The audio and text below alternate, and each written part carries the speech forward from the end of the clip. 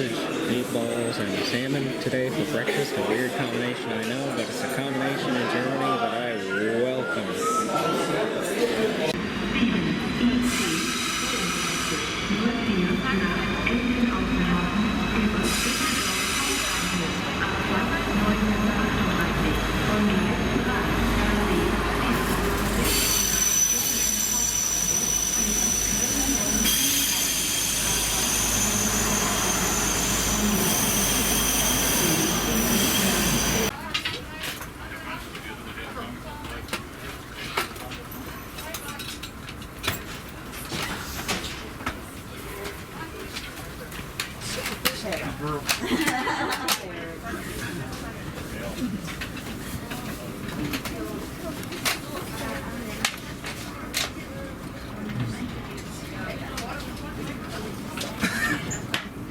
As long as you promise not to hit. I can't promise that, sorry.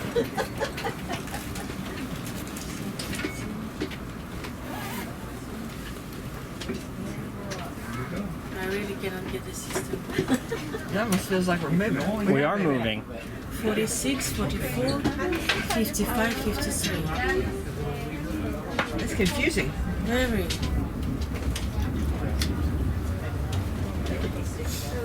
I know, I wouldn't as well. Well, this is a good day for day 3. I might have said day 3 of breakfast, but yeah, it is day 3. Got a bit confused because this is day 2 of the tours that we're doing, so might have gotten a little bit Guten Tag, meine confused. Damen und Herren, willkommen hier mit der City Express auf der Fahrt nach Berlin Bahnhof. Mit den Unterwegszeiten Westfalen, Bielefeld, Hannover, Wolfsburg, Berlin-Spandau, Berlin-Hauptbahnhof. Und im nächsten Plan bis hinein der Wuppertal Hauptbahnhof erreichen wir heute aufgrund unserer Verspätung gegen 10:47 Uhr. Wie gesagt, der Zug hatte eine Verspätung von ca. 33 Minuten. Der Grund für die Verspätung war und ist verspätete Bereitstellung eines verspäteten Zuges hier in Köln Hauptbahnhof. Für die entstehenden Umstände möchte ich mich entschuldigen. Mein Name ist Thomas Parisi. Wenn Sie Fragen haben, sprechen Sie mich oder mein Team gerne an und wünschen Ihnen trotz alledem eine angenehme Fahrt. Now, ladies and gentlemen, welcome aboard the Intercity Express to Berlin Bahnhof via I need to get my glasses out. main station, Handelsfall, Bielefeld, Hannover, Wolfsburg, and the Berlin-Spandau, Berlin main station. Our train is today 33 minutes delayed. Our next stop, Wuppertal main station, today at 10:47. We will inform you about your connection as soon as possible and we wish you a pleasant journey.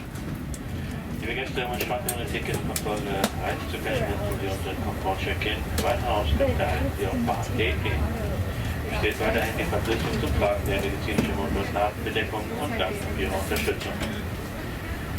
Zweck Ihrer Anschlusszüge werde ich Sie dann informieren, wann Sie im jeweiligen Bahnhöfen bitten und Geduld. Those were all love locks on that bridge, by the way. That's what those weird things were. The far northwest corner, so we won't be exactly there, but we'll be like, the closest that we'll get on this tour, because there aren't any cities. The closest city is Hamburg, but it's still not the area that he's from. It's pretty much countryside. But it'll be interesting to see what we see out the window.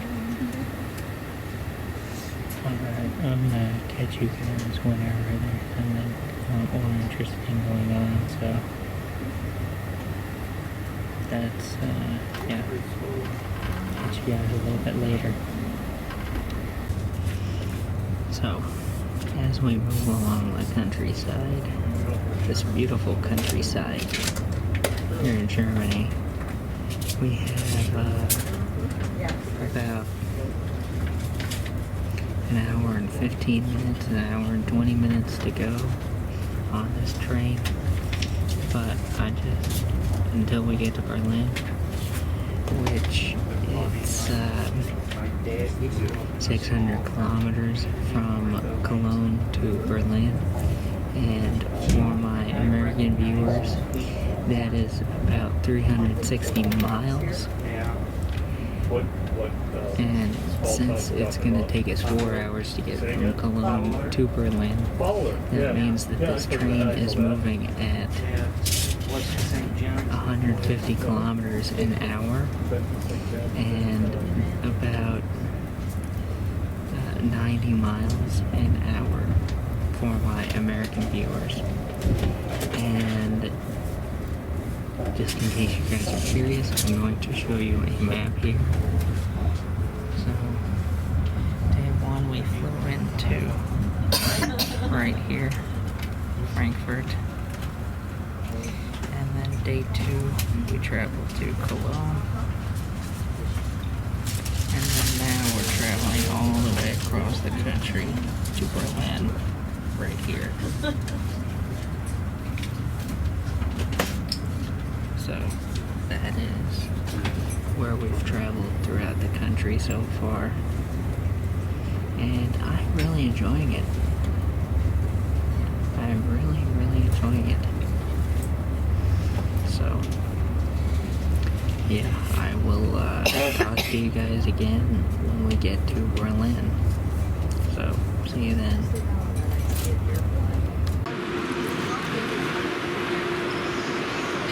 So we're here in Berlin. As you can see, this beautiful train station. It's an absolutely gorgeous train station. Yeah, there's more of it to put into perspective for you guys. It's simply amazing. What's she telling us? The Reichstag. Straight over where the flag's flying and then to the left of it. Oh, there. Right there, yes. It's got a dome that you can walk up. Government building, exactly. Station is located in former West Berlin and very close to the German government area. Ahead of us to the right in the background, a historical building that has a modern glass door on top. That is the seat of the German parliament called Bundestag, and the building is called Reichstag. We're going to have a closer look at this building in a minute. Then here to the right-hand side, Berlin's most famous river. It's called the River Spree. It flows right through our city, and along the river we have some beaches or people that can relax and swim, like on the other side here to right. But I guess you want to do a sightseeing tour and not going for a swim, right? Right. Good. You swim in that water? Yeah, you can. Our rivers are quite clean again. Yeah. The eastern part was polluted and contaminated here, but in the meantime they managed to clean everything. A big job. Now, all these office buildings ahead of us are brand new, and the white buildings ahead of us, this is an example of the new Berlin architecture. Not everybody likes it, these narrow high windows, and all the new office buildings look alike. The international star architect Daniel Liebeskind said the other day, the Berlin architects should be a bit more imaginative. In a minute we are going to cross over a line of cobblestones, and this line shows where the Berlin Wall used to run along. So in a minute you will feel it. Now, oops. That means we've just got into the eastern part. The wall used to stand right next to us here to the right-hand side, and this street was part of the restricted area, the so-called forbidden zone.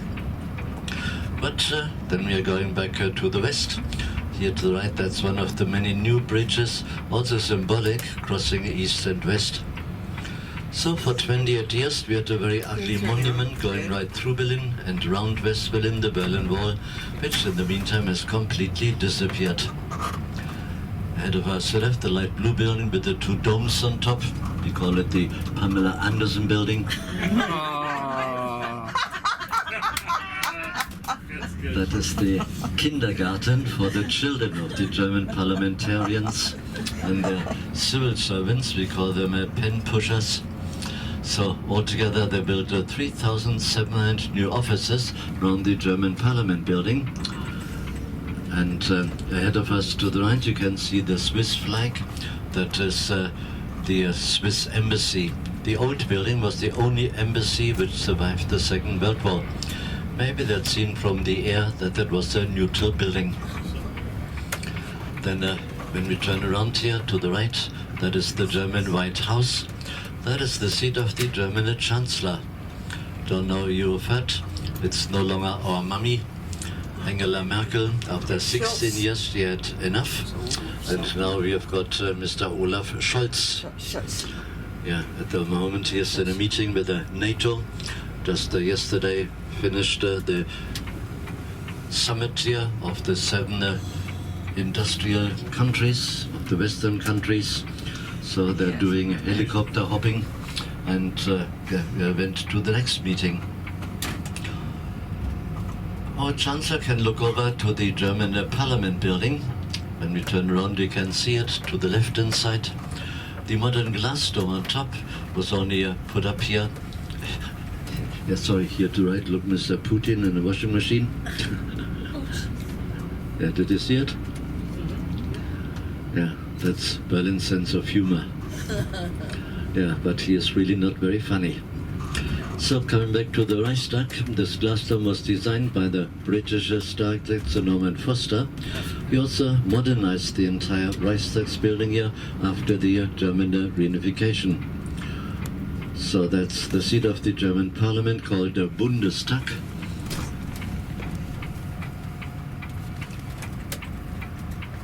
Yeah, before we were reunited, Bonn on the River Rhine was the provisional capital of West Germany, but it was always certain that in case of reunification they should return to their place of history.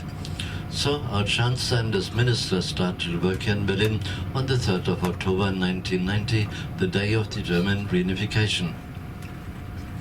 Yeah, the main traffic road here parallel to the street is closed.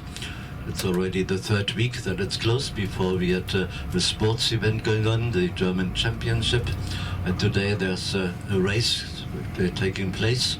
So this is why in all the small side streets we have terrific traffic jams. Between the trees to the right you can see a bell tower.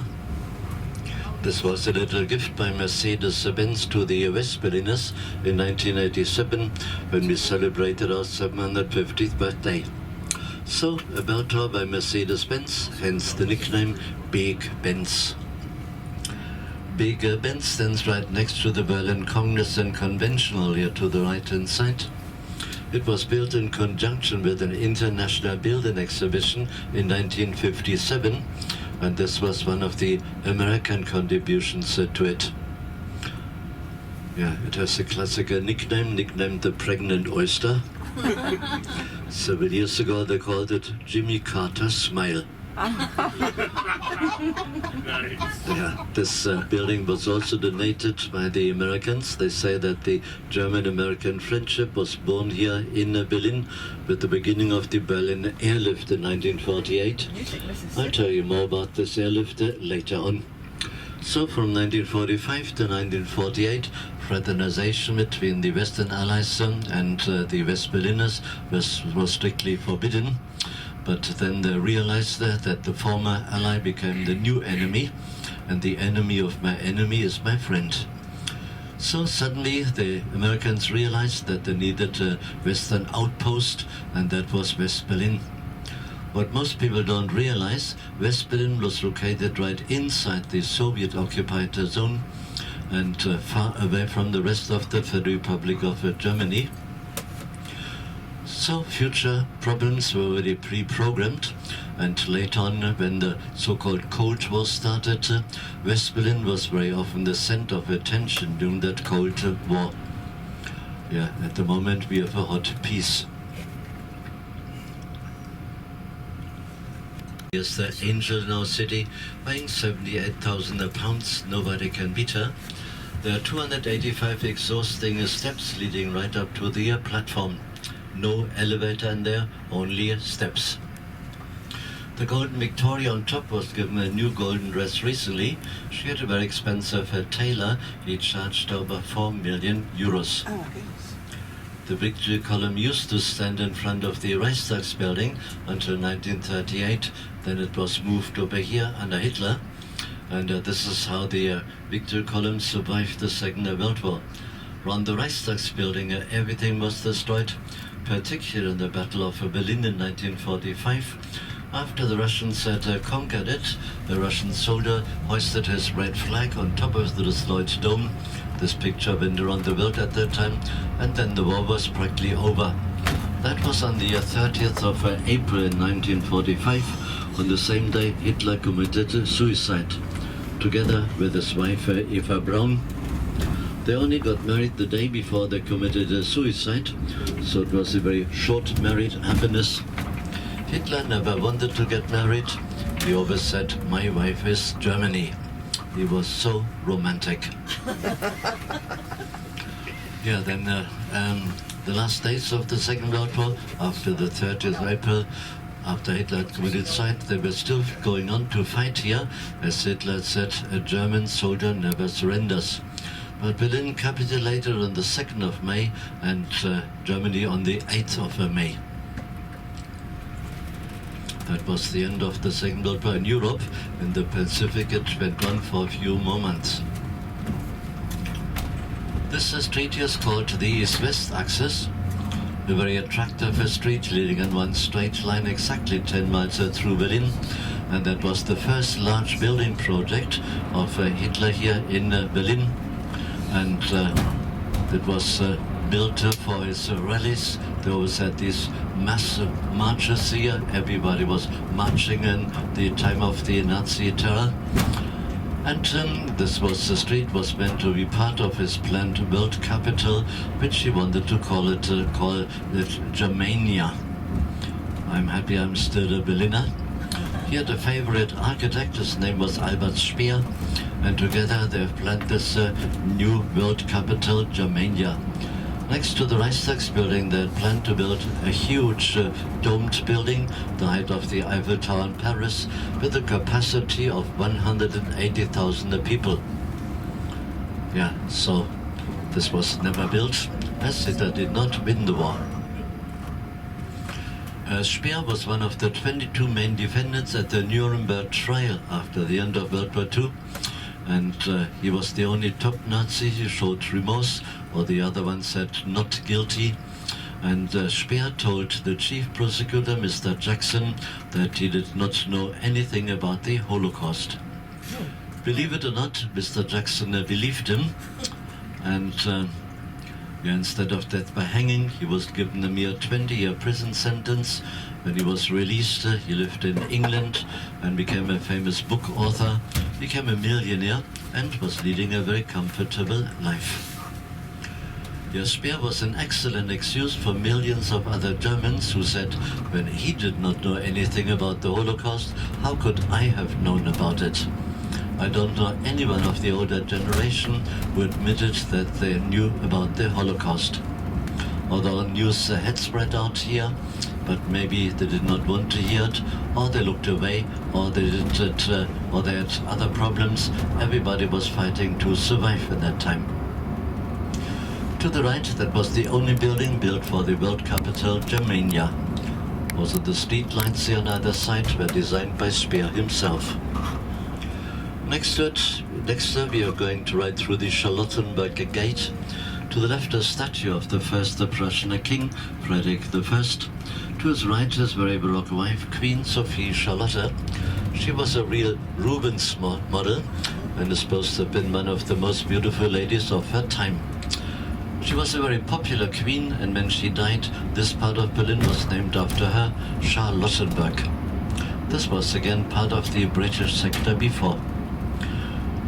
The buildings on the side of the street belong to the Technical University, which was the first university after the Second World War founded by the British. It has over 50,000 students. Altogether, we have more than 150,000 students in Berlin, studying at 4 different universities. Studying, by the way, is absolutely free in Germany, financed by the German taxpayers. That even goes for foreign students. In case you have children or grandchildren, you can send them here and save a lot of money. Yeah, the for Corona time was also bad for our students. This year is the first year after 2 years that they see the university from the inside. Ahead of us, the east-west axis gets interrupted by Ernst Reuter Square, some fountains dancing in the middle. And then I'm delighted to show you a piece of modern art. Here to right, this black thing in the corner, created by a Berliner sculptor. His daughter went to my school. She looked very similar. Oh, wow. Then we are leaving Ernst Reuter Square again. Ernst Reuter was the first governing mayor here in West Berlin, and the mayor when he had the Berliner blockade. In front of the Reichstag building, the West Berliners always had their demonstrations and fighting for their freedom. The communist leaders, Stalin later also and Khrushchev, always tried to get hold of West Berlin. It was called an island on the Red Sea, located in the Soviet-occupied zone, and this little island on the Red Sea always annoyed the Soviet leaders. So they wanted to get hold of it and had quite a few tricks, but none of them worked. The Allies always stood by us. From 1945 to 1948, Berlin had one government, no communist east and no democratic west. But with the beginning of the Berliner blockade in 48, we also had the split up of the old Berliner government into communist east and democratic west. So 48 was actually already the year of the Berliner division, only later on cemented by the building of the wall in 1961. So in 48, the Western parliamentarians moved into a town hall that you're going to see in a minute. But then 1 year later, they moved to the American sector, and the town hall of the district of Schöneberg became the political center here in West Berlin, remained so till the end of the Berliner division. Schöneberg town hall became very famous in the world in 1963, when the American President Kennedy visited West Berlin. He made one of his best speeches in front of that town hall, ending with the famous words, "Ich bin ein Berliner," I'm a Berliner. Berliner also means donut, but he didn't want to express he was a donut. He wanted to express that he is one of us. Very good speech. Politicians travel a lot, they also talk a lot, like our Chancellor. He's jetting from one spot to the next one. And last week he was in Africa, that the African leaders get to know him. Next target will be Peking. He intends to make a speech there, ending with the words, "I am a Pekingese." It's a dog.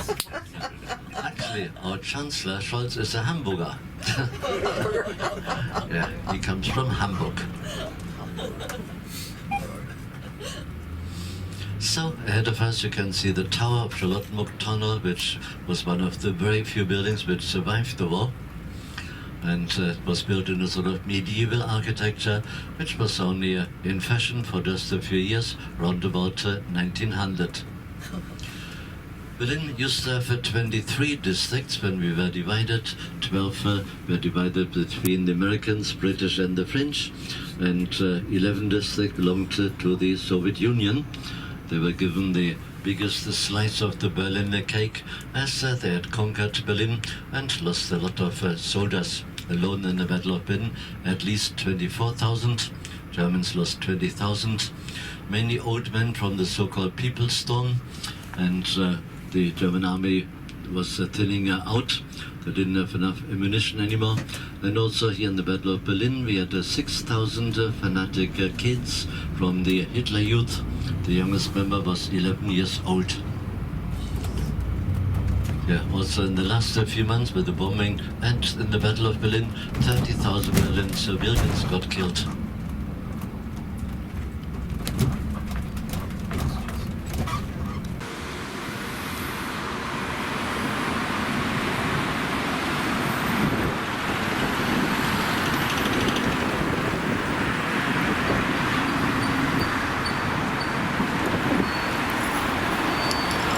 That's a truly amazing tower. I'm glad that I get to experience all this. And all the international top architects are building the new Berlin. Hier dann links, ja. The second biggest investor was the Japanese company Sony. To our left, this is the European headquarters of Sony. You can look into the Sony Center. To the left, you can see an arena, which has a very interesting roof, which gets illuminated at night in different colors. The architect Helmut Jahn was the architect of the Sony Center, and he was also supposed to build the highest building on the square, this glass tower ahead of us to the left. Mercedes-Benz did not really like the idea of Sony having the highest building here, so they took the red brick building ahead of us to the right, and together with the TV antenna slightly higher. In that red brick building, there's the fastest elevator in Europe going up. In no time you're on the top floor. Up there's a panorama viewing platform. Quite nice to go there tonight to look over the illuminated city of Berlin. So this street ended in front of the Berlin Wall, right ahead of us. That means beyond the next square, this is the new Berlin Square, Leipziger Platz, sorry. And before that was part of the restricted area, the so-called forbidden zone. So this square was only completed a few years ago. Then in front of the railway station over there to the left, you will see some original pieces of the Berlin Wall. Tomorrow on the Hidden Pasture in the afternoon, you're going to see 2 of the 3 longer pieces of the wall.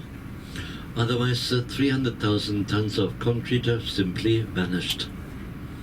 On the West Berliner side, there was a viewing platform, and millions of Western tourists that looked over the wall, over to East Berlin. And who would have thought that the wall would come down so soon and so suddenly? I think it happened to everybody's surprise.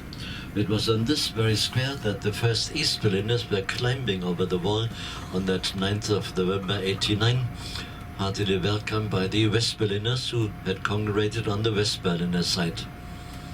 Tomorrow you will hear the story why the wall suddenly opened.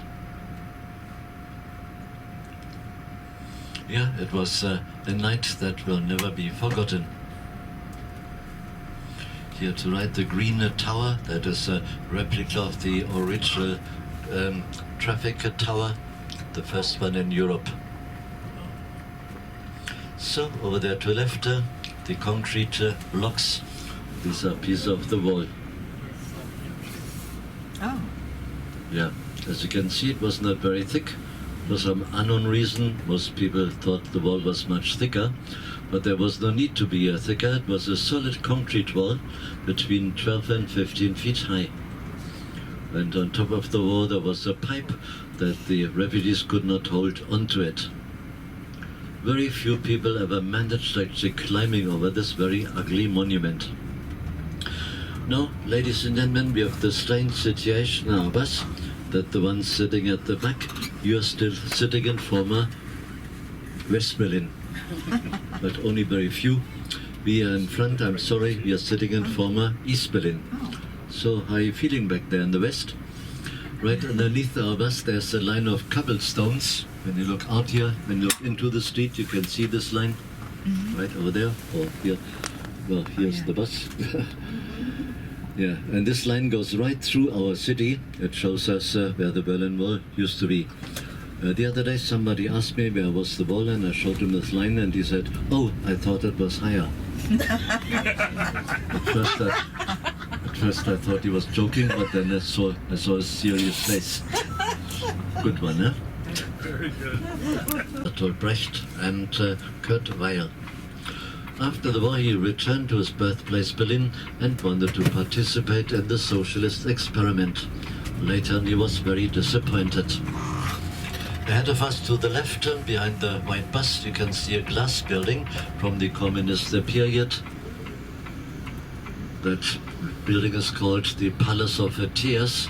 It was in this very building that Berliners had to say bye-bye to each other when the West Berliners had to go back to West Berlin before midnight. And when you were late, you had a problem, always a lot of tears. One never knew when one would see each other again. In that railway station ahead of us, we had 3 different checkpoints, and one part was East Berlin, and in the middle was a sort of a wall separating the east from the western part, that no one could jump onto a western train. And one checkpoint was meant for foreigners coming over by East Berlin by train, another one for Western Germans visiting the East German capital, and the third one was for West Berliners. West Berliners only had a limited time of 30 days a year that we are allowed over.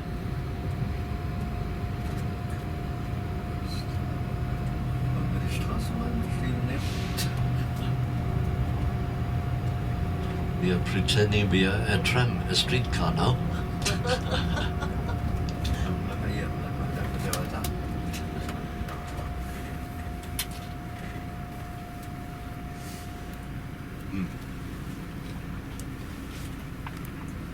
Maybe an accident.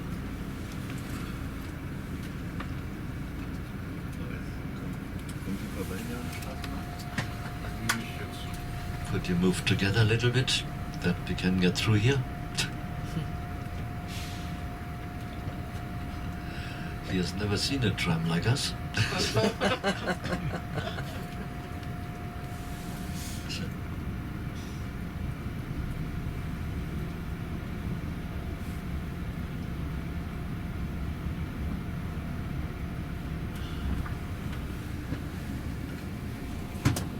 I built in this little test for Stephen that you can see what a fantastic driver he is.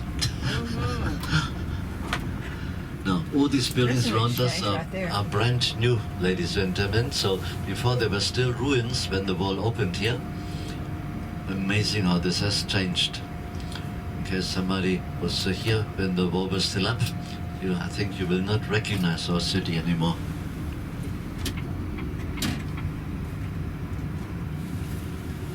Well, we are now come back to the street Unter den Linden. Unfortunately, this beautiful street was also spoiled by the East German architecture, which are called plastic architecture. All the buildings were built from prefabricated concrete units. Now, at this crossing on each corner, we had some very famous coffee houses. I told you in the golden 20s, Berlin was the most important cultural city in the world, and here intellectuals from all over the world met and discussed problems of the world. Yes, so these are still buildings from the communist period here to the left, not very attractive. Unter den Linden is a very old Berliner street, built in 1647. The ruler at that time he planted 1,000 trees into this street. Unfortunately, the old trees were chopped down under Hitler. The Berliners never forgave him for doing so, but he needed more room for soldiers and tanks parading along here. Then in the middle of the street, they've just opened a new metro line, so even more trees were chopped down.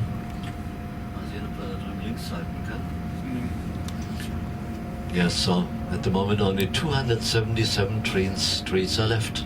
Very soon they're going to plant new trees, not only linden trees but also nut trees. Maybe the street will be called under the nut trees then. Well, ladies and gentlemen, we now smuggled our way through to the Brandenburg Gate. So at least we can see it from the eastern side. And that is Berlin's most famous building. It used to be one of Berlin's 18 entrance gates in the old days, when Berlin was a walled in a city like most European cities.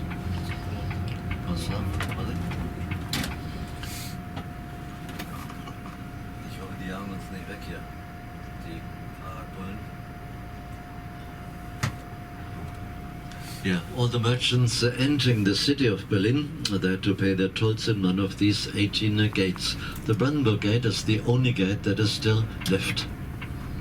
This gate was the first neoclassical monument in Berlin, built in 1791. And this gate has seen a lot of history. Already in 1806, Napoleon was marching through it. He had come here without any invitation though. Then on the 30th of January 1933, there was this big torch march through the Brandenburg Gate with 10,000 of Nazis celebrating Hitler's chancellorship. not knowing that only 6 years later he would open the gate to hell when he started the bloodiest war in human history with over 56 million dead. So then the Brandenburg Gate became the symbol of the divided city of Berlin. It was in East Berlin, the wall stood right on the other side of the gate, and here the wall was 6 foot thick to prevent the cars from breaking through the gate. And these were the pictures that went around the world at that time when the people were dancing on it. Otherwise the wall was far too thin to dance on. The American President Ronald Reagan made his very famous speech in front of the gate, of course on the West Berlin side, and he addressed the Soviet leader Gorbachev and said, "Mr. President, open this gate, tear down this wall." In 1987, nobody believed it would ever happen. The wall seemed to be there forever. 2 years later, the wall was history. Amazing how quickly things can change. Today, for a German, it's still a wonderful feeling walking through this gate. For so many years it was not possible. So the square behind us is called Pariser Platz, the Parisian square. It used to be the most elegant square of Pre-War Berlin. A lot of very famous people used to live here, writers, painters, composers. And then the square got destroyed to 100%. Today, this is one of Berlin's 4 major building projects. We had 11 international investors here. You will see the American Embassy, French Embassy, and the Hotel Adlon, in case you would like to see their washrooms. When you want to go inside, you have to look in a very arrogant way. Otherwise, they will not let you in. Yeah. There's also a little green kiosk here in the middle of the street, which is a public WC, not very comfortable. Here in this restaurant ahead of us right upstairs, they have restrooms. When you don't consume anything, the same thing again, you need 50 cents. Now, again, be very careful of the pickpockets. This is one of their favorite locations here. One last thing before you get off, ladies and gentlemen, in case you would like to take home a special memento of your short stay in Berlin, particularly the tours we are doing. I'm the author of a little Berliner guidebook. I've put my tour into a book form, and by chance I've got some copies here with me in my little black bag. It's written in English, only the photographs are in German. And this is what it looks like, Berlin Reloaded. It has all the information about our city in a compact form on 68 pages, including Berlin's history. Also, a lot of very beautiful photographs taken by a very famous Berlin photographer, including historical photographs here, and also has a chapter of Potsdam with some really gorgeous photographs of the Glienicke Bridge that you're going to see tomorrow, and Sanssouci Palace. My little book is either €8 or $9. In case you would like to have an autograph, an extra €20. You're laughing, yeah? Okay, I'm so happy that after 2 years of no work, ladies and gentlemen, that you have come. So they're all signed and no extra charge at the moment. In case you would like to, can get a copy here if you want to, when you come back the best way. Now this time another, can we allow 20 minutes, boss? Yeah? Okay, she says. So this is the gate from the east side. You see the statues up on the top, which is puzzling why they would face the east side and not the west side. I guess the Soviets put those up, put that up at the top. That'd be my only explanation without looking it up, or the only reason why I can think of that without looking that up specifically. But yeah, the gate from the east side, because earlier in the video it was from the west side. So there you go. So now that we're through with dinner, I am now going to tell you what I had. For dinner, I had a haddock fillet, and it had cheesy rice and peas along with it. And for dessert, unlike Weird Al in the song First World Problems, I did leave room for tiramisu. That's how you do it, Al. You just don't eat a whole lot of lunch in general. in Germany and you're able to save room for tiramisu. I did not eat any bread, even though there was bread at the table. So I did not fill up on bread. So that's another solution. Just don't fill up on bread, man. And you'll be able to eat that tiramisu. That delicious tiramisu.